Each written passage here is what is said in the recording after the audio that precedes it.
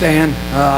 I'm going to echo what everybody's done. I mean, this is. I went through that line out there, and gosh, I thought we were going to be done at first, and then there's 3 other lines going down. I mean, what a great job you guys doing, Melanie and Jay, and I can't tell you how much all of us coaches appreciate what you guys do, because it's, in my opinion, we're the best, and it's because of you guys. My job is made easier because of the people that help us. Charlie Carr at our table back there is our athletic director, and I can't tell you how what a mentor he's been to me and what he's done for our program since he came to us from Florida State. Trey Reed, our sports information director. If there's anybody better in the country, I want to see him. Bill Powers, who does our marketing. Fantastic job on the radio play-by-play. We've got 2 guys that drove all the way from Wichita Falls, about a 5-hour drive. Nick Golson, our sports editor, who's got something in the paper every day, and our beat writer, J. Scott Russell.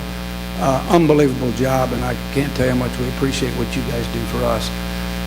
We brought our quarterback here, Zach Eskridge. Tell you the kind of kid Zach is.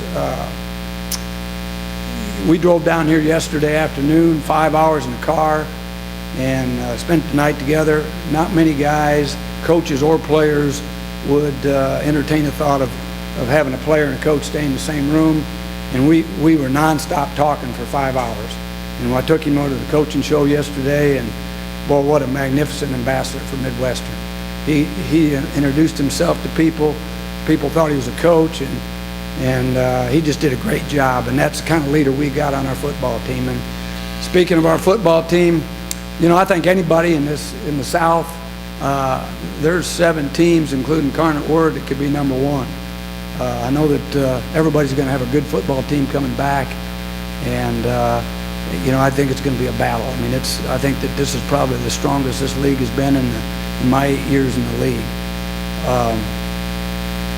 I think anytime you've got a quarterback returning quarterback that's significant like Zach, you're going to have a chance to win or be in every game that you're in.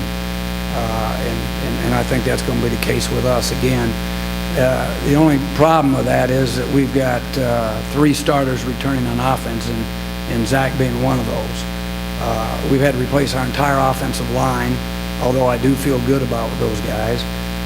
We've got a good young receiving core coming back, and we got several running backs, and I think that that's been our last year. Marcus Mathis went down, and we had to play with some backups, and Marcus is back, and we've got some others that I think that are just as good or even better than Marcus that are a little bit bigger and more physical. Defensively, we're returning 4 starters, and we're going to be real young on defense, and so we've had to retool our defense this spring. I don't know if we're going to have enough guys to line up, and that we may end up playing with all linebackers. But we've got some young recruits that we brought in that they're matured and growing, and I think that as the season goes along, our defense is gonna rise and get better.